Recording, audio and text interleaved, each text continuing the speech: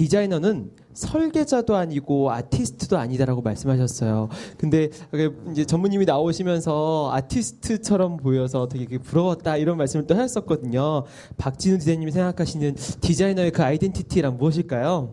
네, 오늘 제가 사실은 가장 덜 아티스틱하게 옷을 입고 왔습니다. 사실 원래 핑크색의 이렇게 바지 입고 다니는 스타일인데 다음에 그 인터뷰는 아마 제가 좀 꽤 된 얘기 같긴 해요. 근데 뭐 사실 그게 뭐 대단한 얘기는 아니고 그 황정무님도 얘기했지만 어떤 그 인문학적인 베이스나 아니면 디자인은 문학이다 이런 얘기처럼 저도 디자이너가 어떤 외형을 만들어내는 뭐 어떤 컬러를 만들어내고 뭐 이런 게 아니라 스토리텔러로서 이제 어떤 이야기를 들려주는 사람이라고 생각을 해요. 그러니까 디자인의 분야가 워낙에 넓다 보니까 뭐 어떤 각 분야에 대한 전공에 대한 부분을 얘기하기보다는 전체적인 맥락에서 스토리텔러고 그 이 사람이 들려주는 이야기가 이제 제품으로도 나올 수 있는 거고 그래픽으로도 나올 수 있는 거고 그런데 그게 나중에는 결과적으로 어떤 역할을 할 것이냐면 저는 그 후에는 사회 운동가가 된다고 생각을 해요. 어떤 사회를 이끌어가는 힘들이나 이런 것들을 사실 앞에 나와서 정치인이나 이런 사람처럼 말로 하는 건 아니지만 우리가 진정으로 가져야 되는 가치나 이런 것들을 이야기를 통해서 가고 그런 것들이 제품화되고 또 이런 것들이 사람들을 바꿀 수 있다면은 사회 운동까지도 할 수 있고 그렇기 때문에 이제 디자인이 세상을 바꿀 수 있다고 믿거든요. 와우. 한 번도 생각 못했던 이야기네요. 그렇죠? 사실 디자인이 세상을 바꿀 수 있다는 이야기는 참 여러 번 들었었지만 디자인이 어떻게 세상을 바꿀 수 있냐 이거에 대해서 한 번도 생각 못했었거든요. 근데 말씀하신 대로 디자이너는 스토리텔러가 될 수 있고 메시지를 전하고 나아가서 사회운동가까지 될 수 있다. 정말 멋진 말인 것 같아요. 전무님은 어떠세요? 네. 같은 지분에 대해. 네, 디자이너의 아이덴티티에 대해서. 네.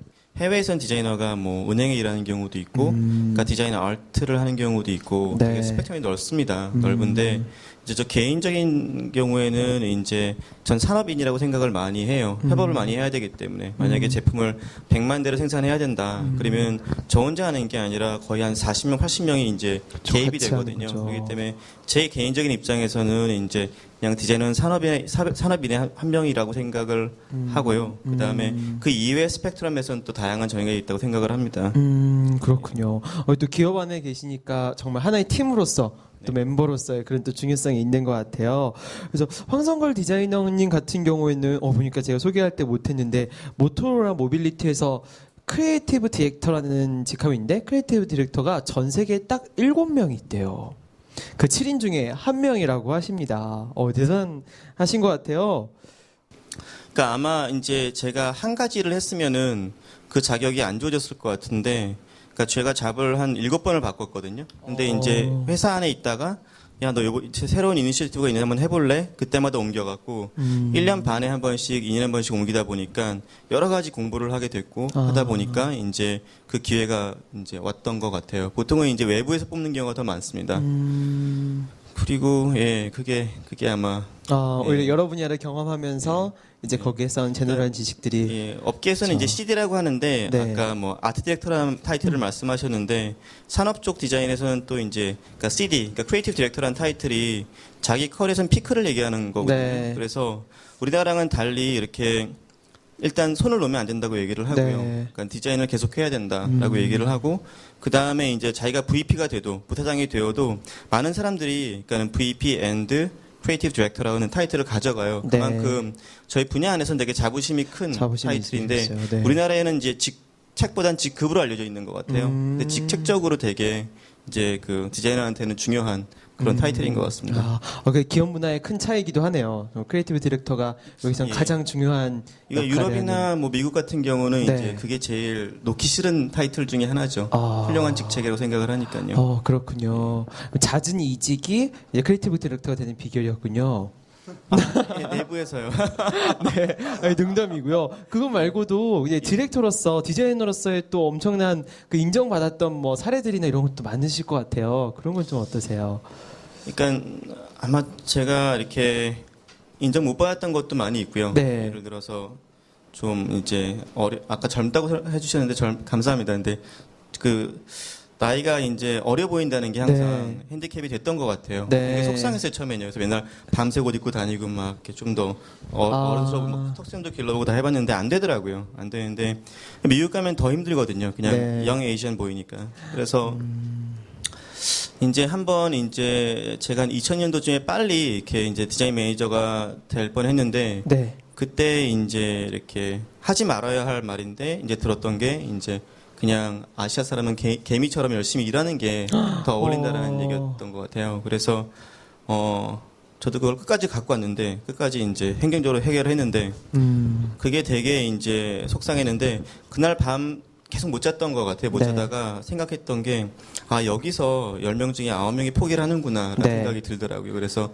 그 다음 날 이제 다시 정신 차리고 다시 시작하자 바닥부터 그래서 또 달리고 6개월 후에 이제 매니저가 됐던 것 같아요. 근데 이제 매니저가 돼도 또 이제 직원들은 다 영국이나 프랑스 사람들이 이러니까 이제 시선이 곱지는 않았는데 네.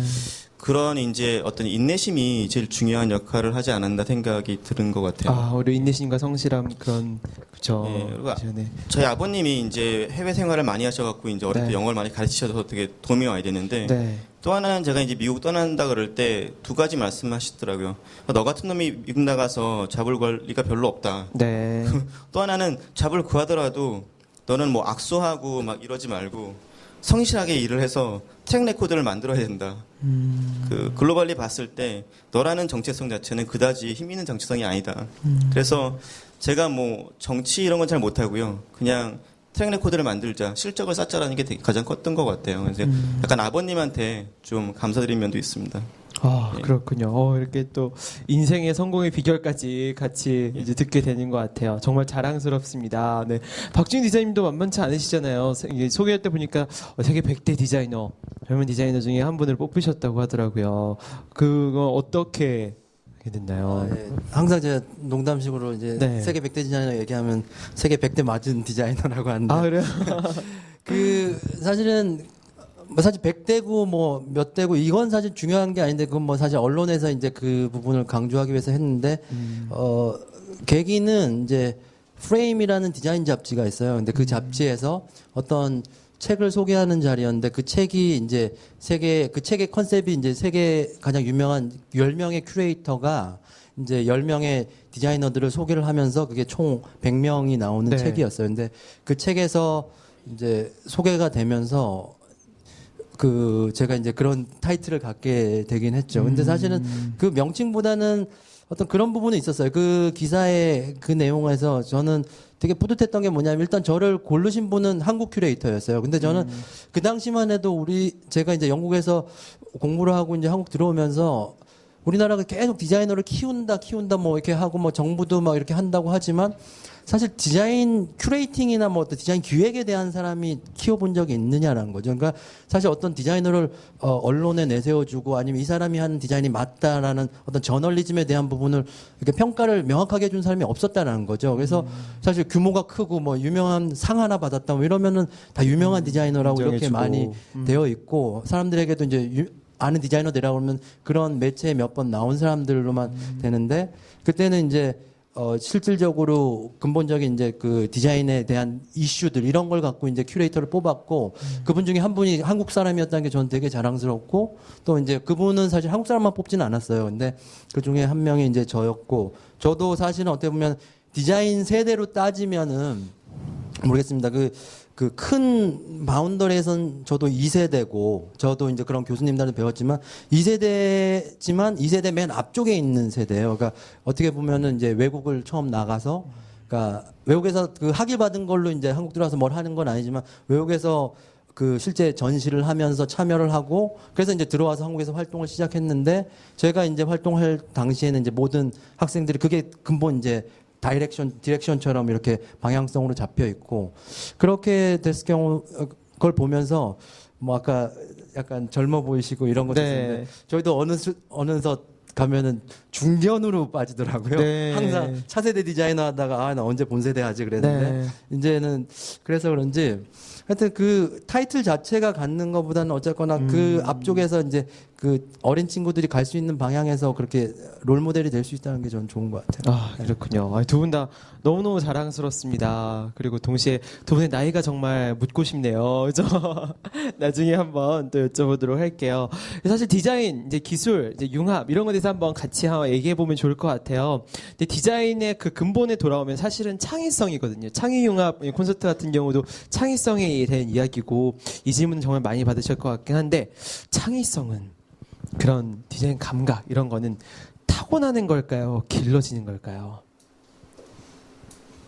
아무나 먼저 대답해 주세요. 네.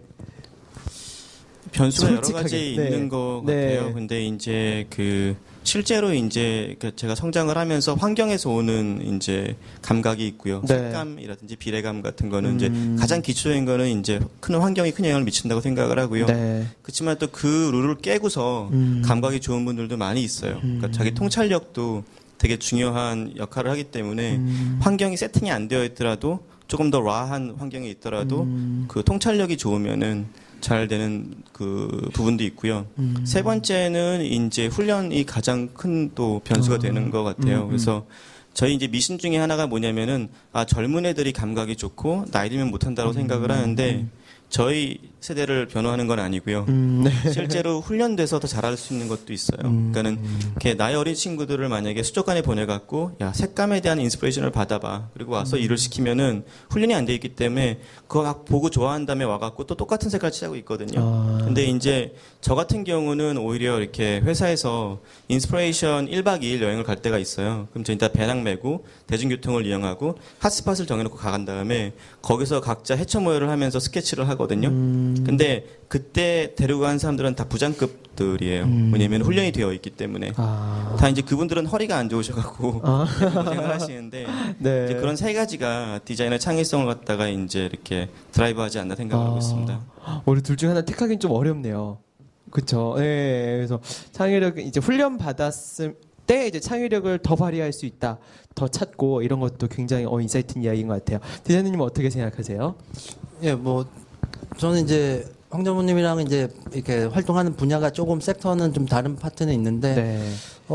이쪽에서 이제 그쪽 부분에 대해서 얘기를 했으니까 저희가 볼 때는 어떤 자유로운 활동 범위에서 어떤 디자이너가 활동을 할 때는 어떤 교육도 중요하니까 그게 교육일 수도 있는데 그게 삶의 경험인 부분인 것 같아요. 그러니까 어떤 삶의 환경에서 살아왔느냐가 되게 디자인 감각에 대해서 근본이 되는 것 같거든요. 그러니까 사실 국내에서 이제 어떤 훈련이나 이런 방식들이 대학 교육이나 이런 것들이 진행되어 가는 게 아무리 학교별로 차별화를 두고 뭐 입시를 바꾼다고 해도 환경 자체가 사실은 저희가 좀 좁다고 생각을 해요. 그래서 만약 예를 들어서 이런 것들이 뭐 바꿀 수 있는 부분은 아니지만 유럽 같은 경우는 일단 할아버지가 스위스 사람, 할머니는 프랑스 사람, 뭐 그 증조 할아버지는 독일 사람, 뭐 이게 완전히 이렇게 섞여 있단 말이에요. 근데 그게 문화적인 게 비슷한 것 같지만 이게 가치 안에서 얘네들이 그 디테일함을 이렇게 틀린 부분을 이제 느낀단 말이죠, 사는 게. 네. 그러다 보면 그게 사실은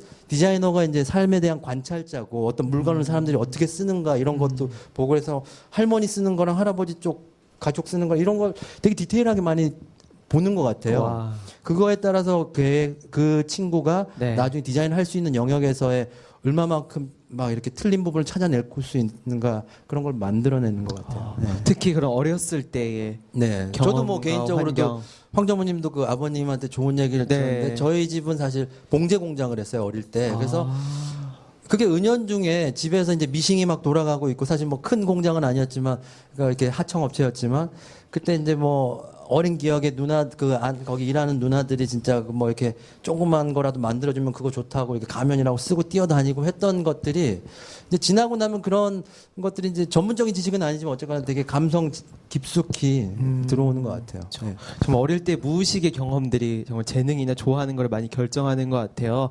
그렇다면 저에게도 희망이 있는 게 이런 창의력이나 감각을 기를 수 있겠다라는 희망이 드는데 그냥 일반인들이 어떻게 하면 창의력을 기르고 감각을 기를 수가 있을까요?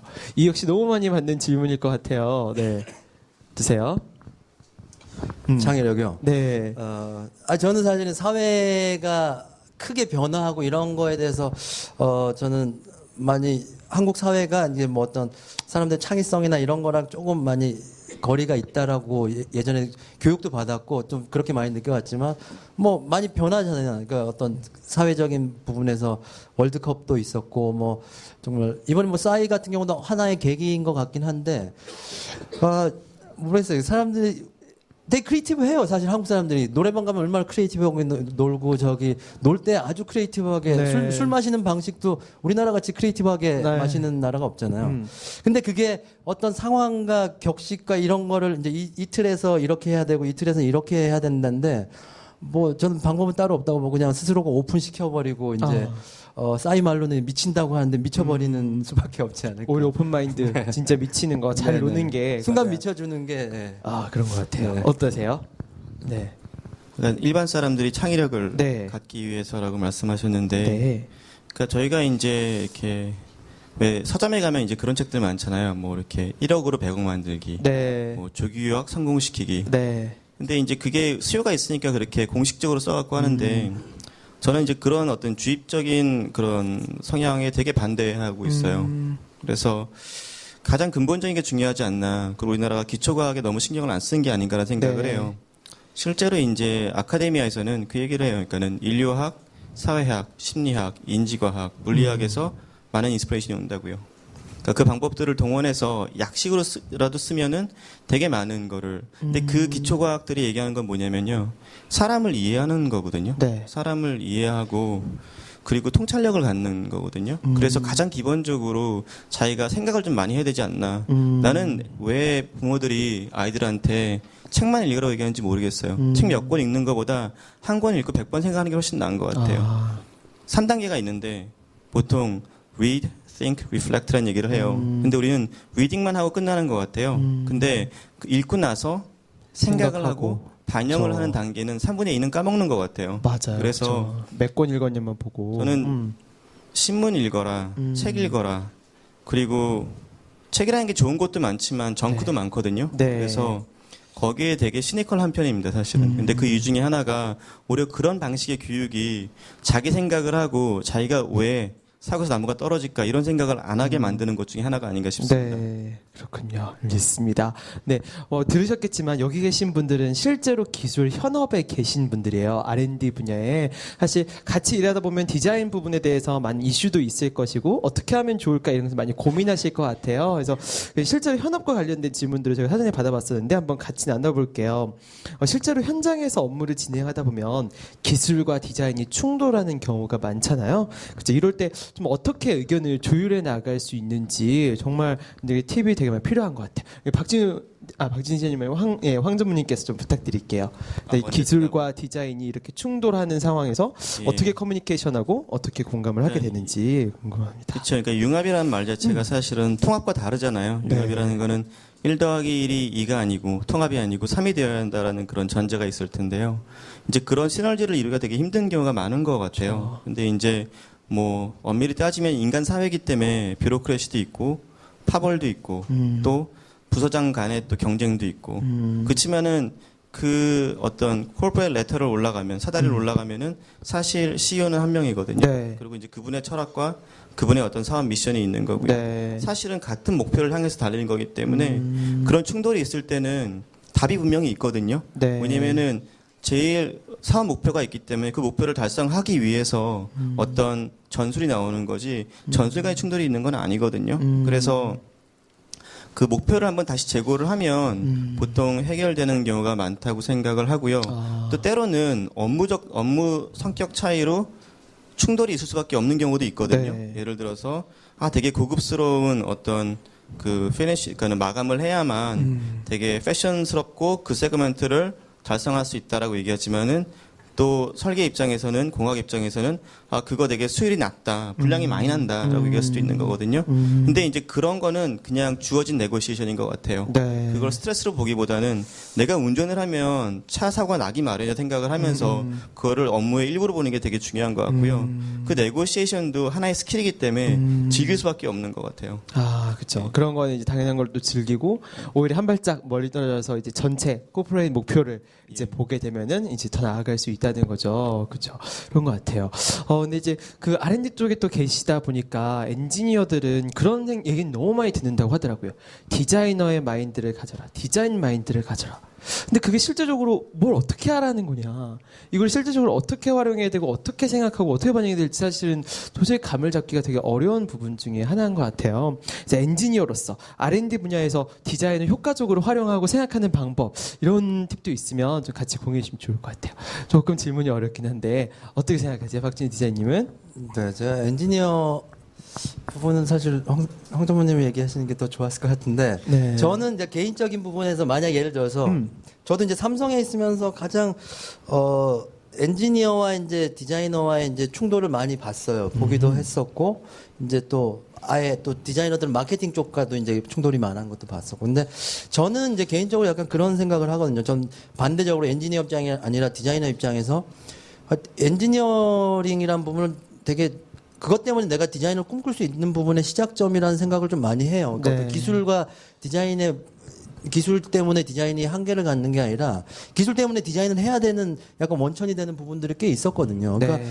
근데 사실은 어쨌거나 업무 자체가 디자인이라는 게 뭐 예를 들어서 회사에서는 하드웨어 케이싱 자체를 뭘 하고 트렌드를 쫓아가고 이런 짜여진 일에서 시작을 하는 거고 엔지니어들은 또 그 부분을 이제 현실화 시키는데 이제 자기들이 갖고 있는 기술이나 이제 뭐 어떤 제조 비용에 대해서 많이 고민을 하는데 아니면은 사실 상대적으로 서로가 갖고 있는 양방이 갖고 있는 어떤 가능성에 대한 거를 반대쪽에서 먼저 시작을 해보는 게 더 좋을 것 같다는 생각을 많이 하거든요. 그러니까 저는 사실 엔지니어들과 이제 항상 디자이너 싸우면 이제 뭐 소주 한 잔 마시면서 욕을 바가지로 하죠. 개발팀 어쩌고 정말 뭐 하는 일도 없으면서 무조건 안 된다고 그러고 맨날 이러는데 네. 사실 그 안 되는 문제에서 계속 고민을 했을 경우는 제가 볼 때는 풀리지 않는 답이었고 성공으로 가기도 힘든 문제인데 사실 되는 부분에서 다른 부분을 그럼 먼저 보자. 근데 그거를 노력은 필요하겠죠. 엔지니어들도 이제 디자이너들한테 무조건 안 된다라고 하는 게 아니라 그거를 그 내용을 그러니까 인간관계를 푸는 게 아니라 그렇지 않고 갈 수 있는 방식에 대한 거를 잘 설득이 되게 중요한 것 같아요. 그러니까 뭐 디자이너들도 뭐 어떻게 해서든 재밌는 얘기라고 섞어서라도 이게 이렇게 하면 이런 게 있다라고 막 이렇게 보여주듯이 엔지니어도 마찬가지로 이게 얘는 저 꿈꾸는 이상주의자라고 보지 말고 그런 것들이 되는 방향에서 그럼 이거 해보면 어떨까 계속 이런 제안이 서로 먼저 끄집어내는 게 더 중요한 것 같아요. 정말 적극적인 커뮤니케이션이랑 이제 그걸 통해서 얻어지는 공감이 정말 중요하네요. 그죠? 같이 팀워크로 일하는 부분이니까. 근데 이제 또 이제 현업에 계시니까 궁금한 점도 굉장히 많을 것 같아요. 말씀하신 거에 대해서 동의하기도 하고 이런 점이 어렵다는 점도 있고 그런 점도 있으실 것 같은데 여기 오신 분들 실제로 이제 이런 이슈가 있다, 뭐 이런 거에 대해서 궁금하다 이런 게 있으면 같이 한번 질문 받아보도록 할게요. 네. 저기 맨 끝에, 네. 대리님 질문해 주셨어요. 네, 좋은 강의 잘 들었습니다. 네. 제가 굉장히 궁금한 게요. 디자인 크리에이티브를 하시니까, 최근에 일어난 일을 보시면은 애플이 삼성을 대상으로 해서 이제 디자인 특허를 가지고, 굉장히 좀 전 세계적으로 이슈화가 되어 있지 않습니까? 그런데 제가 알기로는 모방도 창조의 하나인데, 그 디자인을 가지고 사실 디자인이 아니죠. 이제 자본을 가지고 이제 어떻게 디자인을 해석시키는 그런 상황까지 온 것 같습니다. 그래서 이런 상황에 대해서 실제 이걸 리드하고 계시니까 어떻게 생각하는지 한번 궁금합니다. 그러니까는 일단 사실을 정확히 하는 게 중요하고요. 이제 이렇게 예술도 모방 이런 얘기 같은 경우는 사실 콘텍스트가 되게 중요한 것 같아요. 어떤 상황에서 그 논리를 얘기하냐가 되게 중요한 거기 때문에 그건 약간 별개라고 생각을 하고요. 모방에 관련된 그 명제는요. 근데 이제 저희가 이렇게 저는 이렇게 모르겠어요. 미국 중심의 어떤 결정이라고 볼 수가 있겠죠. 민족적으로요.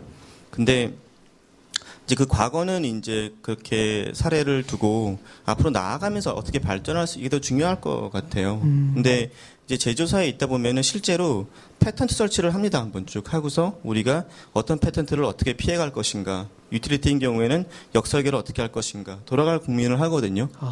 디자인 쪽도 패턴트 설치를 원래 하게 되어 있고요. 기획 단계에서 그거를 이미 참고하고서 그 다음에 디자인이 나올 때, 그거 너무 애플스러워, 그거 너무 노키아스러워, 이렇게 얘기를 하거든요. 그래서 그게 피해가는 게 사실은 그러니까는 디자인 언어나 조형 언어나 그 디자인을 하는 데 있어서 되게 중요한 참고물이 되는 건 사실입니다. 그래서 그걸 원래 피해가는 게 정상이라고 생각을 하고요. 삼성에는 제가 알기로는 제가 아는 되게 정말 잘하는 사람들이 많이 계시거든요. 네. 그래서 조금 더 그러니까 디자인 결정을 디자이너가 내리는 게 중요하지 않나 싶은 생각도 듭니다. 문화적으로 봤을 때요. 그것도 어떻게 보면 근본적으로 이제 그런 사고를 피해갈 수 있다고 생각을 하고요. 근데 여러 앵글에서 해석할 수가 있겠지만은 그리고 결정적인 단서는 사실은 이제 언론에 많이 나와 있는 것하고는 좀 다르게요. 네. 실제로는 이제 그 패턴트가 다 이제 미국이 승리를 한 게 아니라 이제 그 패턴트를 갖고 이렇게 판정을 하는 게 아니라 보통은 이제 주리 시스템이기 때문에 네. 이제 그 배심원들도 같이 이제 상식적으로 개입을 해요. 그쵸. 근데 이제 의도를 먼저 파헤친 거기 때문에 오히려 이메일 같은 문제가 많았다고 그 얘기를 전 읽었고요. 디자인보다 읽었고요. 커뮤니케이션. 그래서 이제 근데 그거는 이제 해석하기 나름이고 저도 우리나라가 되게 중요하기 때문에 저 유리한 쪽으로 해석을 할 수 있겠지만 그거는 발전적이지는 않다고 생각을 해요. 과거는 과거고 앞으로 나아가면서 우리가 어떻게 하면은 그런 쪽에서 더 강하게 될 수 있을까. 네. 그리고 패턴트라는 게 사실은 이렇게 방어책이기도 하고 또 사업 책이기도 해요. 근데 이제 그런 지식적인 부분들을 우리가 앞으로 더 어떻게 방어뿐만이 아니라 활용을 할 수 있을까 연구를 하는 게 그 되게 중요한 사업이라고 생각을 하고요. 미국 같은 경우는 패턴트만으로 사업을 하는 회사가 있을 정도예요. 그 패턴트만 가지고서 그러니까는 레비뉴가 창출되는 회사가 있을 정도니까는 좀 그런 분야가 더 발달하면 좋겠다고 생각을 하고 있습니다. 그렇군요. 그래서 한국에서는 이번 소송을 계기로 그 개념에 대해서 확실히 이제 사람들이 인지하게 된 것 같아요. 이제 말씀하신 거는 결정권이 오히려 좀 디자이너에게 있으면 조금 그런 구조가 될 수 있으면 좀 다를 수도 있겠다. 디자이너가 자존심이 강하기 때문에 네. 그렇게 이제 그 보통은 이제 이렇게 하달되는 내용은 이게 트렌드다 이쪽으로 가야지 이제 우리도 그 디자인도 하나의 중요한 변수기 때문에 그 시장 점유율의 한 부분을 가져갈 수 있다라는 그런 하달이 내려오기도 하는데 그거보다는 조금 더 자존심을 걸고 그 다음에 회사 철학이나 네. 회사 정체성에 맞는 쪽으로 디자인을 추구하는 게 더 그렇죠. 옳은 기업식 디자인이라고 생각을 합니다. 네, 정말. 황 전무님이 약간 그 네. 현업에 계시기 때문에 그쵸. 좀 되게 완곡하게 표현한 그것도 있어요. 근데 네. 그러니까 저 같은 경우도 거의 의견을 갖지만, 그러니까 저도 이제 어떤 카피에 대한 문제는 아까도 보셨지만 루이비통 뭐 제가 이제 카피한 격이 됐는데 또 제 카피작도 일주일에 쫙 깔려 있습니다. 이제 그런 뭐 카피를 카피하는 거죠. 고소인과 네. 피고소인의 입장을 둘 다 가질 수 있는 입장인데 네. 사실 그걸 떠나서 저는 이제 삼성이라는 회사를 제가 다녀보기도 하고 했지만 지금 전체적인 부분에서 지금 저희 이 지금 애플과 삼성 이거는 되게 중요한 포인트예요. 우리나라가 정말 이걸 국수적으로 이렇게 계속 커버만 그러니까 그리고 사실 요점들이 언론에 나온 요점을 보면 이제 삼성이 그 라운드 그걸 따라한 거에 대한 이 정도는 다 따라하잖아. 그리고 이 정도는 또 다른 데도 있고 뭐 이렇게 얘기를 하는데 사실 그 포인트에 모든 게 다 있다고 생각하지는 않거든요. 그러니까 지금까지 삼성이라는 회사가 지금 이제 이 포인트를 시점으로 달라질 수 있다라면은 그러니까 지금까지는 어떠한 그러한 맥락에서 쭉 발전을 쭉 해오다가 사실 도덕성의 문제가 사실은 저는 조금 있었다고 봐요. 분명히. 그게 도덕성이라기보다 우리는 지금 빨리 발전을 해야 되고 2인자라도 빨리 차지해야 되고 지금 이제 1인자 자리를 그러고 있지만 이 판결에서 이제 어떻게 국민들이 대응을 하고 독도처럼 정말 대응을 할 것인가 이게 그렇게 할 것인가 정말 어떻게 할 것인가에 따라서 국민들도 그렇고 정부도 그렇고 그 삼성도 그렇고 이런 포인트에 따라 정말 중국이 될 수 있을 수도 있는 거고 네. 정말 좀 선진적인 더 발전적인 방향으로도 갈 수 있다고 생각을 해요. 그러니까 중국 같은 경우는 정말 아무리 어떤 사람이 봐도 카피라고 생각하지만 법정에서 이긴단 말이에요. 그쵸. 그러니까 그거를 아예 그 사람들이 중국 힘이 세졌으니까 그렇구나라고 그냥 끝나지 않는다라고 문화 자체를 아예 그냥 다운으로 보고 그렇게 하는데 사실 이제 적극적으로 이제 법정에서는 저희가 대응을 해야겠지만 어떤 미국도 어떤 자본주의 논리가 엄청나게 센 나라기 때문에 그래서 그렇지만 어쨌거나 그 반성의 기회로 삼고 큰 변화가 있어야 된다고 생각은 합니다. 네, 맞아요. 이번 소송이 말씀하신 대로 되게 큰 변화의 시발점이 될 것 같아서 그 다음 또 행보가 많이 기대되는 것 같아요. 네. 하나만 추가를 네. 하면요. 그러니까 이제 제가 대학원 들어갔을 때 대학원에서 수업 중에 하나가 이제 디자인 에틱스라는 수업이 있어요. 근데 그게 뭐냐면은 그러니까 디자인 윤리에 대한 수업인데 그 수업을 왜 대학원에서 할까? 네. 초등학교도 아닌데 네. 윤리란 과목을 안 한 지가 벌써 20년 된 것 같은데 했는데 듣고 나면서 아 이게 더 큰 화를 맞고 그러니까 화라는 거는 저희가 놔두면은 10x10으로 커지는 거거든요. 근데 이제 그걸 근본적으로 막는 정신이구나라는 생각이 들더라고요. 그래서 저희도 조금 더 이렇게 남한테 피해 주는 거를 쉽게 생각하고 네가 최고야라고 교육하는 것보다 윤리성을 지키고 남한테 피해를 안 주는 교육을 시키면 어떨까라는 생각이 근본적으로 듭니다, 사실은요. 그렇죠. 이제 사실은 뭐 예쁜 디자인, 좋은 디자인보다도 정말 가장 근본에 있는 에스텍스가 정말 중요한 말씀인 것 같아요. 네, 또 한번 같이 이야기 나눠볼 때가 제일 예, 여기 앞에 계신 선생님 준비하셨습니다. 제가 드리고 싶은 이야기는 왜 이 퓨처폰에서 강자였던 모토로라가 스마트폰에서 이게 그 자리를 내줘야 됐는지 그 이유하고 그 다음에 그것이 기술적인 문제였는지 아니면 디자인적인 측면이었는지 아니면 경영진의 매니지먼트에 대한 부분이었는지 그게 이제 제 첫 번째 질문이고요. 네. 거기에서 그럼 매니지먼트에 대한 문제였는지 디자인에 대한 문제였는지 기술적인 문제였는지 그 해답에 따라서 그러면 왜 스마트폰 시장에서 밀리기 시작한 시점에서 지금까지 왜 그 자리를 다시 회복할 수 없었는지 이런 부분에 대한 질문입니다. 여기 형식적인 대답하려고 앉은 게 아니기 때문에 더 솔직하게 말씀을 드리겠습니다. 일단 이제 그 가장 큰 거는 이제 경제성의 원칙이라는 건데요. 미국에서 제품을 개발을 하면, 그러니까 제품을 개발해서, 근데 한국이 이제 전 세계에서 스펙이 가장 높아요. 그리고 아까 말씀드린 것처럼 한국 사람들은 아직까지 스펙을 보고 사요. 그러니까 이제 point of purchase랑 point of sale에서 한국 사람들은 물건을 살 때 이성적으로 사요. 그러니까는 그리고 이제 보통은 그 이외의 변수는 이제 리테일러 판매원의 어떤 영향력도 크고요. 이제 리테일러의 판매원은 또 자기 인센티브가 있거든요. 네, 보조금 대리점, 같은 거 그렇죠. 이제 그 재고를 정리해야 되니까 이제 그런 것도 있고 인센티브를 이제 또 챙기시기 때문에 그분들도 이제 그게 머릿속에 박혀 있고요. 근데 이제 그 우리나라가 스펙도 되게 수요가 높고 네. 우리나라 위를 개발한 걸 딴 데 쓸 수가 없고 또 우리나라 사람들은 핸드폰을 사면은 뭐 80만 원, 90만 원, 100만 원을 주고 사는데 미국은 보통 그 이제 플랜이랑 합쳤을 때 그 $99 폰이나 뭐 150불짜리 폰 네. 이런 게 더 주류를 이룬다고요. 그러니까 99이 가장 큰 매스 마켓이거든요. 스마트폰에 있어서는요. 오, 그 정도구나. 그러니까는 사실은 우리나라보다 이렇게 그런 면에서 돈을 별로 안 쓰는 거죠. 그러니까 이제 거기다 우리나라 쪽에 맞추다 보면 딴 데 팔 수가 없기 때문에 저희가 이제 그걸 레버리지 아웃 할 수가 없는 거죠. 그래서 이제 한국에서 그 치열한 경쟁, 삼성, LG 강자 사이에서 경쟁을 해서 출시하느니 여기서 개발을 해서 미국에 출시하는 게 훨씬 낫다. 예를 들어서 버라이즌 같은데 저희 이제 뭐 레비뉴의 한 반 정도는 버라이즌이라는 이제 가장 큰 이제 네, 그 통신사에서 오는데 네. 거기는 이제 하나만 잘 팔리면은 그 하나가 우리나라 인구 이상을 팔거든요. 그러니까 그 경제성이 이제 가장 큰 거고요. 그러다 보면은 자연히 이제 이쪽에 나오는 마케팅 비용이라든지 TVC 같은 게 상당히 비용이 많이 들어가요, 생각보다. 그렇기 때문에 그 비용이 불충분한 거죠. 그리고 TVC도 조금 나오다 말면은 금방 잊어버리는데 계속 프라임 타임에 때려야 되거든요.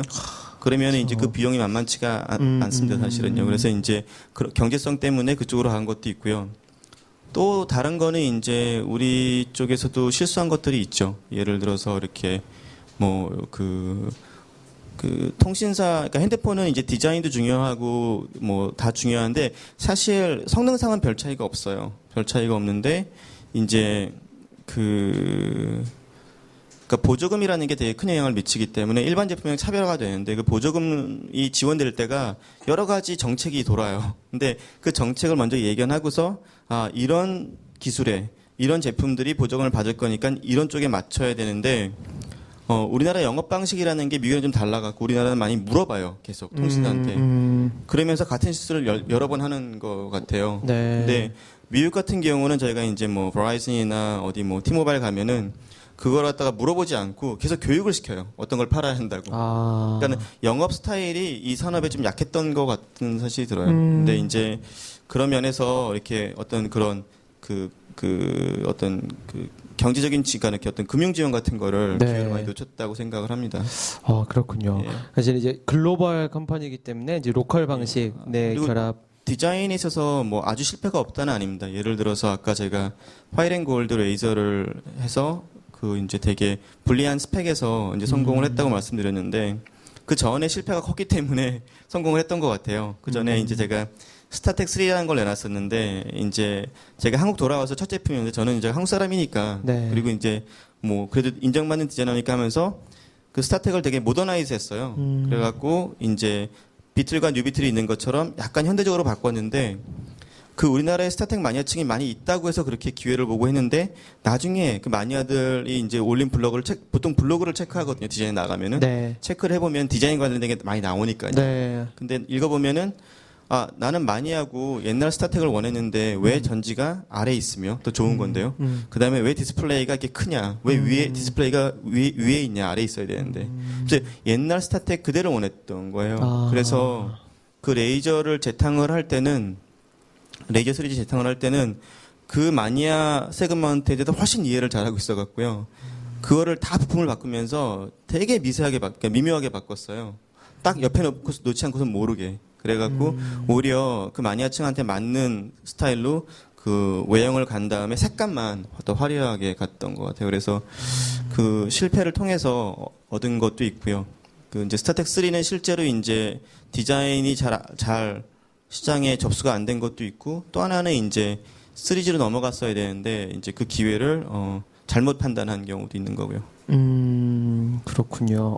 또 되게 가감 없는 솔직한 답을 해주셨어요. 이제 그런 것도 되게 인사이트 있는 답인 것 같아요. 말씀하신 대로 매니아층이 딱 있었고 매니아층을 딱 흡수할 수 있는 그런 제품들이 있어야 되는데 더 좋은 걸 원할 줄 알았는데 알고 보니까 원래의 것을 원했더라. 레트로 스타일을 원했던 것 그 오리지널리티를 진짜 그게 또 디자인의 핵심인 것 같아요. 브랜드 자체의 핵심. 네, 또 한번 질문 있으면 받아볼까요? 네. 사실 그 지금 조금 이 자리에 계신 분들은 한 번도 거의 대부분이 디자이너들하고 함께 일해 보신 경험이 많지 않은 분들이시고요. 네. 또 그다음에 전부 이제 그 큰 정부 연구기관이나 이런 데서 굉장히 미래지향적인 R&D를 하고 계시거든요. 그러면 지금 대부분의 디자이너들은 현업에서 실제로 다 정해진 그런 프레임에서 그것을 소비자들한테 이제 전달하는 과정에 참여를 하시게 되는데 앞으로 저희가 기대하는 거는 아주 3년, 5년 뒤 미래를 보는 일을 할 때 그 소비자나 인간의 미래를 이해할 수 있는 분들이 이런 R&D 프로세스에 참여하신다면 R&D의 방향 자체가 많이 바뀌지 않겠는가. 예를 들어서 아까도 기술적으로 두께도 더 두껍고 이것을 단지 패키징만 해야 되는 하다 보면은 기술의 영향은 전혀 미칠 기회가 없지 않습니까? 그런데 그게 아니고 정말 우리가 원하는 건 이런 건데 이런 게 되려면 소위 enabling 테크놀로지들을 어떻게 만들어 가야 될 건가 하는 식의 어떤 R&D 프로세스가 바뀌고 지금 적어도 국가 R&D에 쓰고 있는 돈이 한 5조 정도 되는데 굉장히 많은 자원들이 전혀 이런 다른 분야에 참여가 없이 굉장히 순수하게 돌아가고 있단 말이죠. 네. 그래서 이런 기회를 통해서 우리는 다른 분야에 있는 분들이 좀 더 어떤 얼리 스테이지의 기술 개발에 참여한다면 어떻게 될 건가. 그런 어떤 기회가 주어진다면 어떻게 하실 건지에 대해서 한번 여쭤보고 싶었습니다. 네. 사실 미래지향적이기보다는 그러니까 그런 역할 자체 개입 자체가 이제 그 미국이나 이제 유럽 쪽에서는 이미 이제 이노베이션 센터라는 그런 이름 전제하에요. 이렇게 보통 디자이너가 이제 그 일찍 개입을 해서 그렇게 그러니까 opportunity 플래닝을 할 때 같이 개입을 하고 그 다음에 엔지니어도 이제 그게 사용자 시나리오든 디자인이든 새로운 기술을 응용하는 거든 간에 네. 혁신적인 체험을 추구하기 위해서 보통 같은 모자를 쓰고 개입을 하거든요. 그래서 가장 좋은 거는 이제 그렇게 크로스 펑셔널한 팀이 이제 TF가 있고요. 그 TF에서 단계별로 같이 참여를 하되 이렇게 주도하는 사람이 있겠지만은 그런 다양한 분야가 같은 모자를 쓰고 일할 줄 안다는 게 되게 중요한 것 같아요. 근데 이제 그런 훈련이 우리가 산업적으로 안 돼 있는데 그런 이제 비헤이비어가 가장 먼저 훈련되는 게 중요하다고 생각을 하고요. 이제 그렇게 협업을 할 수 있는 그런 환경도 조성되는 게 되게 중요하다고 생각을 해요. 네. 그래서 저희가 이제 어떻게 보면 이제 그런 기술력에 투자하는 예산이 크지만 이제 그거를 기획하는 능력이 부족한 게 아닌가. 그리고 기획하는 데 있어서 디자이너가 앞단에 들어가면 당연히 좋습니다. 이미 뭐 맥도날드라든지 뭐 전혀 음식점, 뭐 은행 이런 데서도 이미 하고 있고요. 그다음에 마이크로소프트도 이노베이션 센터가 있었고요. 그다음에 T모바일도 이노베이션 센터가 따로 있었고요. 그다음에 네. P&G도 디자인이 그 사업 초기 때 개입을 해서 시나리오 플래닝을 같이 하거든요. 그래서 이미 이제 그런 사례가 많이 있고 네. 그건 이제 미국 쪽에서 많이 운동을 하고 있습니다. 그렇군요. 예, 실제로 미국 이제 글로벌 기업들은 그렇게 많이 하고 있고 이제 실제로 플래닝을 할 때 디자이너들이 R&D 파트랑 같이 조인을 하면 실제로 결과물도 훨씬 더 좋나요? 예. 근데 그게 이제 가장 다른 것 중에 하나가요. 이제 디자이너가 약간 그러니까 산업에서나 기업에서 약간 왕따에 해당되는 이유가 있어요. 근데 이제 그 중에 하나는 자꾸만 변하려고 한다는 거죠. 예를 들어서 지금 사업이 잘 되고 지금 잘 팔리는데 너 왜 또 바꾸려고 그러냐. 왜냐면은 이 제품 잘 나가는데 이 색깔 안 나갔고 이거대로 해야지라는 게 있는데 그 디자이너는 교육받는 게 계속 변해야 한다고 생각을 하거든요. 그러니까 가만히 있으면은 정체가 아니라 후퇴다라고 생각을 하거든요. 근데 그 에너지가 그 챌린징하는 에너지가 되게 좋은 것 같아요. 그래서 그런 어퍼튜니티를 찾을 때는 네. 되게 좋은 주도 역할을 한다고 생각을 하고요. 네. 또 하나 디자이너가 갖고 있는 속성 중에 하나가 그러니까 프로블럼 솔빙인 것 같아요. 네. 그래서 이제 그런 부분에서 아까 말씀하신 것처럼 다른 분야랑 공학 쪽이랑 융합을 할 때 이렇게 그 디자이너처럼 생각해라라고 얘기한 게 무엇이냐라 그랬을 때는 두 가지인 것 같아요. 하나는 도전한다, 변한다. 두 번째는 이제 문제 네, 해결한다. 그러니까는 문제 해결을 즐기라는 거죠. 네. 그렇군요. 그래서 엔지니어들도 R&D 파트도 그런 마인드를 가지면 그게 바로 디자인적인 마인드네요. 네, 박진호 소장님은 어떻게 생각하세요? 그러니까 그 방금 말씀하신 것 중에 전 기획력 부분인데 R&D 이런 개발해서 이제 투자를 하고 했을 때 그런 기획력이 정말로 좀 기초 수준인 것 같아요. 어떤 만약 디자이너를 참여한다고 했을 때도 근데 어떤 디자이너가 참여를 할 것이냐를 봤을 때 사실은 되게 전공 분야랑 이런 세분화를 해서 그런 스펙을 보고 보면 이 사람이 이런 경험이 있느냐 이런 걸로 참여를 주로 아마 참여를 할 것 같은데 사실 저는 기획력이란 부분, 전 디자인이란 단어 자체가 저는 이 얘기를 사실 오늘 뭐 끝인사로 드리고 싶었던 부분인데 디자인이라는 단어 자체는 되게 아직은 불완전한 단어예요. 뭔가 이렇게 결정되어지지 않고 왜냐하면 이 디자인이라는 개념이 생긴 게 이제 채 100년이 잘 안 된 개념이다 보니까 물론 이제 어떤 기능 자체나 이런 것들이 지금 계속 디자인 분야가 너무 빨리 변하고 있어서 디자이너들도 못 쫓아갈 정도로 디자인 분야가 막 세분화가 되고 있거든요. 근데